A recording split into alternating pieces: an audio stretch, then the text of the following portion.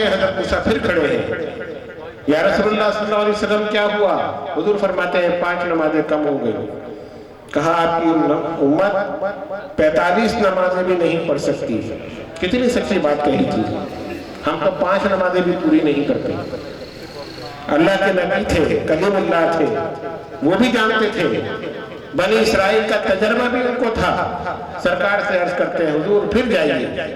हुजूर जाते हैं आते हैं, जाते हैं आते हैं, आखिर में 5 रह गई। मूसा पूछते हैं या रसूलल्लाह अब क्या हुआ? कहा 5 रह गई है। या रसूलल्लाह आपकी उम्मत 5 भी नहीं पढ़ सकती। हुजूर फरमाते हैं अब मुझे जाते हुए शर्म आती है, क्या मेरी उम्मत 5 भी नहीं पढ़ेगी? नहीं, अब मैं दोबारा नहीं जाऊंगा। अल्लाह तबारक व तआला का करम देखिए, 5 नमाजें फर्ज की। ए महबूब, अगर आपका उम्मती 5 नमाजें खुलूस से पढ़ेगा तो सवाब में 50 कहीं नहीं। अब मुतज़िली एतराज क्या करते हैं? अगर नबी को इल्म गैब होता तो बार बार नहीं जाते। पता होता कि अल्लाह ने 5 फर्ज करनी है, पहली दफा जाते हैं इलाहुल आलमीन मेरी उम्मत पर 5 नमाजें फर्ज कर दी, अल्लाह ताला फर्ज कर देता। बार बार क्यों गए? 5 नमाजें, फिर 5 कम, फिर 5 कम, आखिर में 5 नमाजें रह गई। 50 नमाजें तो 5 तक आ गए। अगर नबी को इल्म गैब होता तो बार बार नहीं जाते। उलमा अहले सुन्नत ने कहा तुम नबी के इल्म गैब पर तो एतराज करते हो, रब्बुल आलमीन के मुतालिक क्या ख्याल है? क्या रब नहीं जानता था मेरे महबूब बार बार आएगा? उसका तो इल्म गैब मानते हो, वो तो जानता है क्या होने वाला है। वो तो ये जानता था मेरा महबूब कितनी दफा आएगा। उसने पहली मर्तबा 5 क्यों नहीं कर दिए? अगर नबी के इल्म गैब पर एतराज करोगे तो अल्लाह के इल्म गैब पर भी एतराज होगा। नबी नहीं जानता था, क्या रब्बुल आलमीन नहीं जानता था? बेशक जानता था, लेकिन ये बातें तो इश्क वाले समझेंगे, बुग़्ज़ वाले नहीं। ये तो इश्क की बातें हैं। सरकार जाते हैं, अल्लाह का दीदार करते हैं, रब्बुल आलमीन अपने महबूब से गुफ्तगू करता है, हुजूर फिर आते हैं, फिर जाते हैं। सरकार भी जानते थे कि अल्लाह तबारक व तआला मेरे कहने से 5 फर्ज कर देगा, नहीं फिर मैं बार बार आऊंगा जाऊंगा कैसे? अल्लाह का दीदार बार बार कैसे करूंगा? रब्बुल आलमीन भी अपने महबूब को नहीं रोकता। बार बार आएगा तो मैं अपने महबूब से गुफ्तगू करूंगा, मैं अपने महबूब को देखूंगा, मेरा महबूब मेरा दीदार करेगा, मैं उसको देखूंगा। एक दूसरे को मुहिब और महबूब देख रहे हैं, दरमियान में हम उम्मतियों का काम हो रहा है।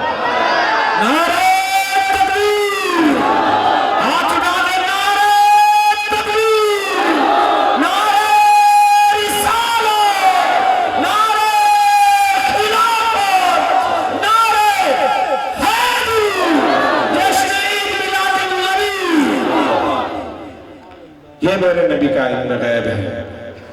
बेशुमार हदीस मौजूद है, बेशुमार वाक़यात मौजूद है। अगर बयान किए जाए तो सारी रात गुजर जाए और ये खत्म ना हो। सरकार की शान ही ऐसी है। ये जलसे मुनाकिद करने का मकसद क्या है?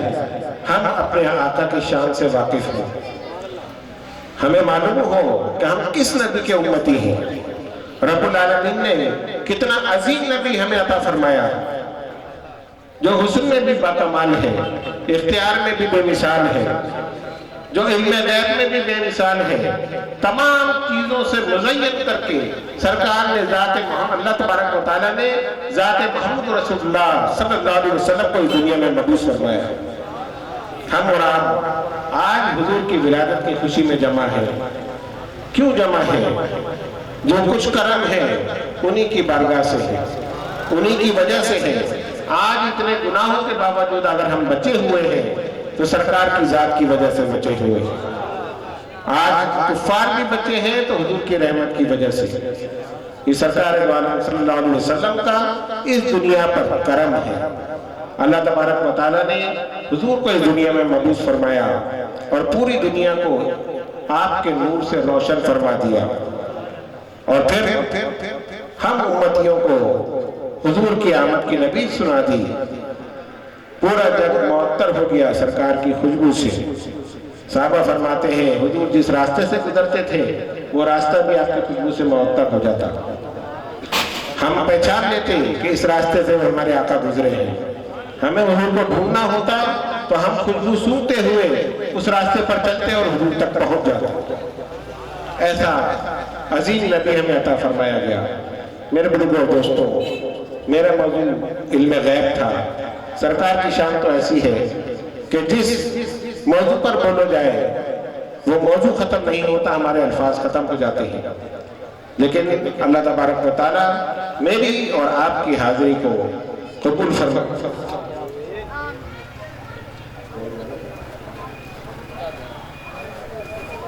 کچھ صاحب کہہ رہے ہیں کہ ابھی تقریر جاری رکھیں. میں کچھ لوگوں کو دیکھ رہا ہوں کہ وہ کچھ نیند میں بھی ہے، تھکے ہوئے بھی ہیں، تو اس وجہ سے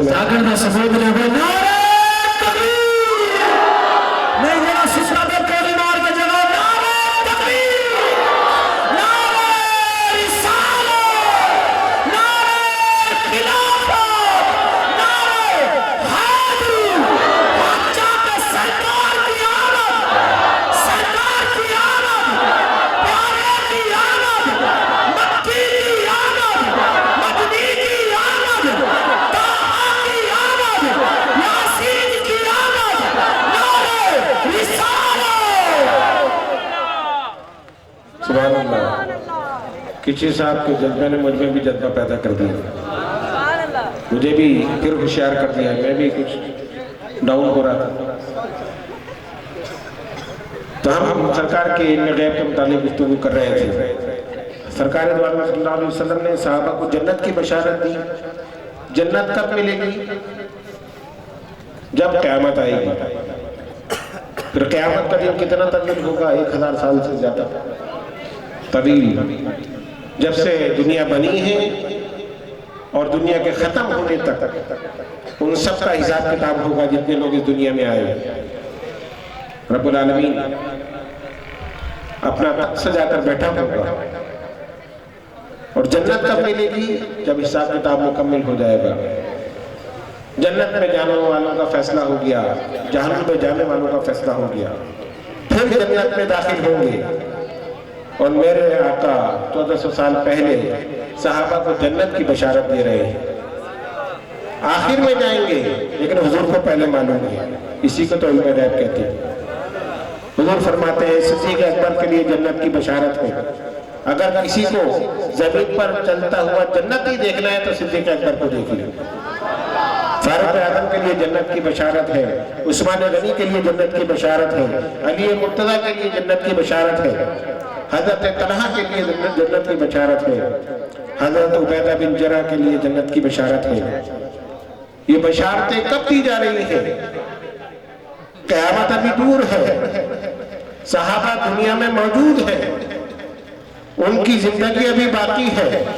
سرکار جانتے ہیں بقیہ جتنی زندگی گزاریں گے اللہ کی فرما برداری میں گزاریں گے. جنت کی بشارت دے رہے ہیں. اسی کو علم غیب کہتے ہیں. ہم نہیں جانتے لیکن آقا جانتے ہیں کون جنت میں جائے گا، کون دوزخ میں جائے گا. ایک صحابی حاضر ہوئے، یا رسول اللہ صلی اللہ علیہ وسلم، حضور قیامت کے دن ہم آپ کو کہاں ڈھونڈیں؟ صحابہ کے سوال دیکھیے، کتنی محبت ان کے سوالات میں ہے، جس سے ان کا عقیدہ بھی ظاہر ہو رہا ہے. جس روز کے لیے یہ کہا گیا کہ سب نفسا نفسی کر رہے ہوں گے، کسی کو فکر نہیں ہوگی کسی کی، سب اپنی فکر میں پڑے ہوں گے. جب رب العالمین قہار اور جبار کہہ کر پکارے گا، اس وقت کیا کیفیت ہوگی؟ صحابہ بھی جانتے ہیں. اگر کوئی مطمئن ہوگا تو ہمارے آقا حضور پر نور صلی اللہ علیہ وسلم. صحابی عرض کرتے ہیں، یا رسول اللہ صلی اللہ علیہ وسلم، قیامت کے دن ہم آپ کو کہاں تلاش کریں؟ سرکار صاحب یہ نہیں فرماتے قیامت کا حال مجھ سے کیا پوچھتے، مجھے کیا پتا، مجھے کیا معلوم میں کہاں ہوں گا. سرکار فرماتے ہیں مجھے حوض کوثر پر دیکھنا، وہاں پر میں اپنے پیاسے امتیوں کو جام کوثر پلا رہا ہوں. صحابی پھر سوال کرتے ہیں، یا رسول اللہ صلی اللہ علیہ وسلم، حضور یہ بتائیے اگر وہاں نہیں ملے تو کہاں تلاش کریں گے؟ کہا بالکل صراط پر آ جانا، یہاں پر میں اپنے گناہگار امتیوں کو پل صراط سے گزار کر جنت کی طرف لے جاؤں گا. یا رسول सिरात पर भी हमें नहीं मिले। कहा कि फिर जन्नत के दरवाजे पर देख लेना, जहां पर मैं अपने उम्मतियों को जन्नत में दाखिल कर रहा हूं। हुजूर जानते हैं क़यामत का मंजर क्या होगा। मैं मकाम महबूब पर हूँगा। जब मैं शफाअत का दरवाजा खोलूंगा तो फिर कुरान भी शफाअत करेगा, हाफिज भी शफाअत करेगा, फिर आलिम भी शफाअत करेगा, पीर भी शफाअत करेगा। हुजूर पूरी क़यामत की मंजर कशी करके सहाबा को बता रहे हैं कि कितना हौलनाक मंजर होगा। बताता वही है जो जानता हो, जिसको इल्म हो वही वो मंजर बता सकता है, वरना और कोई नहीं बता सकता। मैदान बदर में सुबह जंग होनी है, मुसलमानों की तादाद 313 है। इतनी कम तादाद 1000 का लश्कर कुफार का सामने खड़ा है। मुसलमानों के पास सामान हर्ब भी पूरा नहीं है, तलवारें भी पूरी नहीं, सवारियां भी पूरी नहीं, घोड़े भी पूरे नहीं, कोई मुकाबला नहीं है। अगर दुनियावी आंख से देखा जाए तो मुसलमान 313 हैं, सहाबा की तादाद 313 और काफिर 1000 की तादाद में है। रात हुई, क्या हुआ रात को? सरकार दो आलम सल्लल्लाहु अलैहि वसल्लम मेरे आका मैदान बदर में तशरीफ ले जाते हैं। मैदान बदर में तशरीफ ले गए, सहाबा भी हुजूर के साथ हैं।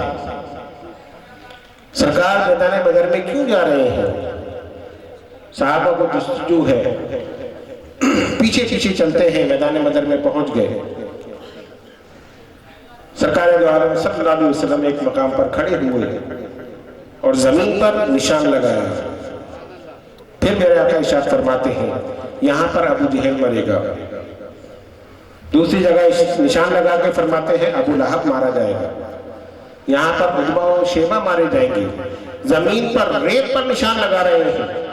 जो लोग उस मकाम पर जा चुके हैं हज या उम्रे में, जिन्होंने मैदान बदर को देखा है, वो अंदाजा लगा सकते हैं कैसा रेतीला मैदान है। कोई निशान लगा दे, एक हवा चले और निशान मिट जाए, खत्म हो जाए। सहाबा हुजूर के इस अमल को भी देख रहे हैं। किसी ने ये नहीं कहा या रसूलल्लाह आपको कैसे पता? उनका भी अकीदा था कि हुजूर जो फरमा रहे हैं ऐसे ही होगा। किसी साथी ने ये नहीं कहा या रसूलल्लाह वो तो तादाद में ज्यादा है। आप जिनके नाम ले रहे हैं ये तो सरदाराने कुरैश है, मुसलमानों की तादाद इतनी कम है, वो अपने गार्डों और सिपाहियों के दरमियान होंगे, हम उन तक पहुंचेंगे कैसे? वो मारे कैसे जाएंगे? हमारी तादाद इतनी कम है। साहबा ने ये नहीं कहा, सिर्फ हुजूर के इरशाद को सुन रहे हैं। यहाँ अबू जहल मारा जाएगा, यहाँ उतबा मारा जाएगा, यहाँ शेबा मारा जाएगा, यहाँ वलीद मारा जाएगा। सरकार अपने हुजरे मुबारक में खेमे में वापिस आ गए। दूसरे दिन जंग हुई, गुमसान की जंग हुई। रब्बुल आलमीन ने हज़रत जिब्रील की मायत में फरिश्तों को नाज़िल फरमाया। साहबा फरमाते हैं जंग हो रही है, हम तलवार उठाते थे और काफिर का सर कट कर गिर जाता था। हम हैरान थे ये क्या हो रहा है। वजह क्या थी? सहाबा के साथ फरिश्ते लड़ रहे थे। उलमा फरमाते हैं आज भी अगर हमारे अंदर सहाबा जैसा ईमान पैदा हो जाए तो आज भी अल्लाह ताला फरिश्ते नाज़िल फरमाते हैं। आज हमारा ईमान ही कमजोर है, हम कुफार से इतने खौफजदा हैं, उनकी ताकत से इतना डरते हैं। सहाबा 313 थे, ना सामान्य हर्ब से डरे ना उनकी तादाद से डरे। फतह और नुसरत हासिल हो गई, जंग जीत गए मुसलमान, कसीर तादाद में कैदी बन गए कुफार। हजरत उमर और दूसरे सहाबा मैदान बदर में निकलते हैं, उन निशानात को देख रहे हैं कि जो सरकार ने जमीन पर लगाए थे। कौन से निशान? कि यहाँ पर अबू जहल मरेगा, यहाँ पर उतबा मरेगा, यहाँ शैबा मरेगा। अब सहाबा से पूछिए इस रेतीले मैदान पर जहां पर गुमसान की जंग लड़ी गई, जहां पर घोड़े दौड़े गए, वहां पर कोई लकड़ी से लगाया हुआ निशान बाकी रह सकता है?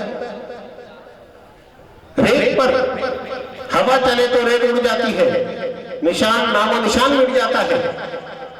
صحابہ حضور کے لگائے ہوئے نشان کو دیکھ رہے ہیں اور زبان حال سے بتا رہے ہیں یہ کسی عام آدمی کا لگایا ہوا نشان نہیں ہے، حبیب خدا کا نشان ہے۔ نعرہ تکبیر، نعرہ رسالت، نعرہ خلافت، نعرہ حیدری، جو نعرے میں جوان ابن تسان نے جنتی جنتی، ہر صحابی نبی، نہیں اسی نے نبی بات، ہر صحابی نبی، ہر صحابی نبی۔ صحابہ کا ایمان ہے کہ یہ ہم نے نہیں لگایا۔ صحابہ نہ اپنے آپ کو حضور کی طرح سمجھتے ہیں، نہ حضور کو اپنی طرح سمجھتے ہیں۔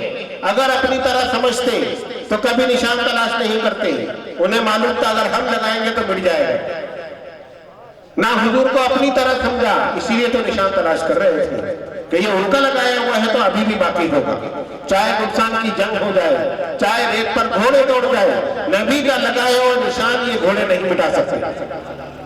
یہ سرکار کا لگایا ہوا نشان ہے۔ جس نشان کی نشاندہی کرتے ہیں، دیکھتے ہیں جہاں ابو جہل پڑا ہے تو دیکھتے ہیں وہیں حضور کا نشان بھی موجود ہے۔ عتبہ و شیبہ ولید مرے پڑے ہیں، سرداران قریش جن کی رسول اللہ صلی اللہ علیہ وسلم نے 1 رات پہلے بتا دیا کہ یہاں مارے جائیں گے، وہ تو رقص و سرور میں مصروف تھے، وہ اپنی طاقت کے زور میں بیٹھے تھے، غرور و تکبر کا پیکر بنے ہوئے تھے۔ معلوم نہیں تھا کہ اللہ کا حبیب کیا ارشاد فرما رہا ہے۔ دوسرے دن وہی مرے پڑے ہیں جہاں سرکار نے نشان لگایا۔ اس کو کیا کہیں گے؟ علم غیب۔ یہی تو علم غیب ہے جو ہم نہیں جانتے، وہ رسول اللہ جانتے تھے۔ حضور فرماتے ہیں 15ویں صدی کا حال امت کا بتاتے ہوئے مجھے شرم آتی ہے۔ حضور اس صدی کا حال بھی جانتے تھے۔ حضور کو معلوم تھا کہ میری امت گناہوں میں کس طرح مبتلا ہوگی۔ صحابہ فرماتے ہیں کہ حضور کے بعد جبریل امین حاضر ہوئے۔ حضور نے پوچھا کیسے آئے، کہاں سے آئے؟ حضرت جبریل نے جنت کا حال بیان کیا۔ یا رسول اللہ صلی اللہ علیہ وسلم آپ کی امت جنت میں جائے گی، ایسے محلات ہوں گے۔ حضور خوش ہو گئے۔ پھر گناہگاروں کا بیان کیا۔ یا رسول اللہ صلی اللہ علیہ وسلم حضور آپ کی امت جو گناہگار اللہ کی بارگاہ میں پہنچیں گے ان کو عذاب میں مبتلا کیا جائے گا۔ میرے آقا بے چین ہو گئے۔ کیسے عظیم نبی سے اللہ تبارک و تعالیٰ نے وابستہ فرمایا جن کی نظر ہمارے گناہوں پر نہیں ہے۔ جب پتہ چلا کہ گناہگاروں کا حال برا ہوگا، سرکار دو عالم صلی اللہ علیہ وسلم اپنے حجر مبارک سے نکل گئے۔ صحابہ جب پہنچتے ہیں کاشان نبوت میں، سرکار موجود نہیں ہے۔ میں نے بتایا کہ حضور جس راستے سے گزرتے وہ پھیل جاتے ہیں۔ صحابہ اسی راستے سے چلتے چلتے مدینے سے باہر نکل گئے، پتہ نہیں چل رہا حضور کہاں گئے ہیں۔ ایک چرواہا گزر رہا تھا، پوچھا تم نے کیا ہمارے نبی محمد صلی اللہ علیہ وسلم کو دیکھا ہے؟ چرواہے نے کہا نہیں دیکھا تو نہیں ہے۔ ایک دردناک رونے کی آواز مجھے ایک پہاڑ کی طرف اشارہ کیا کہ اس کی غار سے آ رہی ہے، جس کی وجہ سے میری بکریوں کے دودھ خشک ہو گئے۔ صحابہ سمجھ گئے یہ آواز کسی اور کی نہیں، نبی کریم صلی اللہ علیہ وسلم کی ہے۔ میرے بزرگوں اور دوستوں، اندازہ لگائیے سرکار کو اپنی امت سے کتنی محبت تھی، کتنی محبت تھی۔ کاشان نبوت چھوڑ کر میدان میں نکل گئے، غار میں سجدے میں سر رکھے ہیں اور دعا کر رہے ہیں۔ حضرت صدیق اکبر، حضرت فاروق اعظم، حضرت عثمان غنی صحابہ غار میں پہنچتے ہیں، دیکھا سرکار سجدے میں سر رکھے ہیں اور دعا فرماتے ہیں یا رب حب لی امتی، یا رب حب لی امتی۔ اے اللہ میری امت کو بخش دے، اے اللہ میری امت کو بخش دے۔ صدیق اکبر عرض کرتے ہیں یا رسول اللہ صلی اللہ علیہ وسلم حضور سجدے سے سر اٹھائیے، میری تمام عبادت، میں اپنی تمام عبادت آپ کی امت کے لیے وقف کرتا ہوں۔ اللہ اکبر۔ صدیق اکبر اپنی عبادت ہمیں دینے کے تیار ہیں۔ ہم جیسے گناہگاروں کو جن کی نمازیں بھی پوری نہیں، جو دین کو جانتے بھی نہیں، جن کا دین پر عمل بھی نہیں، سرکار کے رونے کی وجہ سے صحابہ سے برداشت نہیں ہوا۔ ہم کیسے امتی ہیں کہ ہم نے سرکار کے رونے کے واقعات سنے پھر بھی ہم پر کوئی اثر نہیں ہوا؟ ضرورت اس بات کی ہے کہ اپنے عمل کو مستحکم کریں۔ حضرت فاروق اعظم حاضر ہوئے، یا رسول اللہ میری تمام عبادت آپ کی امت کے لیے ہے۔ حضرت عثمان غنی کہتے ہیں، یا رسول اللہ صلی اللہ علیہ وسلم میں نے اسلام کی جو خدمت کی ہے، جو کچھ بھی میں نے اسلام کے لیے خرچ کیا ہے، سب کا ثواب میں آپ کی امت کو دیتا ہوں، اپنے سر کو اٹھا لیجیے۔ سرکار وہی نعرہ لگاتے ہیں، یا رب حبلی امتی، یا رب حبلی امتی۔ صحابہ کرام حضرت فاطمہ الزہرا رضی اللہ تعالی عنہ خاتون جنت کو لے کر آئے۔ حضرت خاتون جنت حضور کی بارگاہ میں عرض کرتی ہے، یا رسول اللہ صلی اللہ علیہ وسلم میں نے جتنی چکی پیسی، بچوں کی خدمت کی، عبادت کی، راتوں کو جاگتی رہی، یہ تمام چیزیں میں آپ کی امت کے لیے پیش کرتی ہوں، اپنے سر اپنے سجدے سے اٹھا لیجیے۔ حضور دعا فرماتے ہیں، یا رب حبلی امتی، ہم گناہگاروں جیسے لوگوں کے لیے حضور دعا فرما رہے ہیں، صحابہ اپنے اعمال پیش کر رہے ہیں۔ جبریل امی تشریف لاتے ہیں، یا رسول اللہ صلی اللہ علیہ وسلم حضور اللہ تبارک و تعالی نے آپ کو اختیار عطا فرما دیا، آپ جسے چاہے جنت میں داخل کرتے ہیں، جسے چاہے جہنم میں۔ سبحان اللہ۔ ایسا عظیم اور پیارا نبی ہمیں عطا فرمایا گیا، جو ہمارے لیے راتوں کو روتا بھی تھا، جو ہماری بخشش کے لیے دعا بھی کرتا تھا، پھر اس کے میلاد سے ہمیں روکا جائے؟ پھر ان کی آمد کی خوشی ہم کیوں نہ منائیں؟ جس نبی نے عورت کو اتنی عزت دی، آج کہتے ہیں کہ عورت ولیہ نہیں ہو سکتی، ولی نہیں بن سکتی۔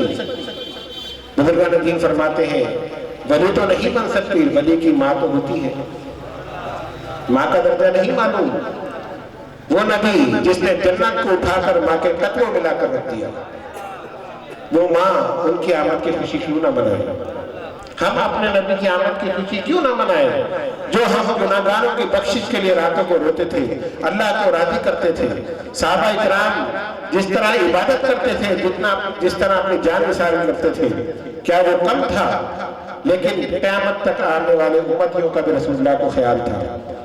اسی لیے ہم ان کی آمد کی خوشی مناتے ہیں کہ اب وہ آ گئے ہیں، اب ہم اللہ کے عذاب سے بچ جائیں گے۔ اور آج کی محفل کا پیغام یہی ہے کہ ہم اپنے گریبان میں جھانکیں، اپنے اعمال کو دیکھیں کہ ہم کیا کر رہے ہیں۔ ہم یہ تو سوچتے ہیں کہ ہم داڑھی رکھ لیں گے تو دنیا کیا کہے گی، سر پر دستار باندھ دیں گے تو دنیا کیا کہے گی۔ کبھی یہ نہیں سوچا ہم گناہ کریں گے تو اللہ اور اس کا رسول کیا کہے گا۔ یہ ہمارے ذہن میں نہیں ہے۔ آج کی محفل کا پیغام یہی ہے، مجھ سمیت ہم سب کو چاہیے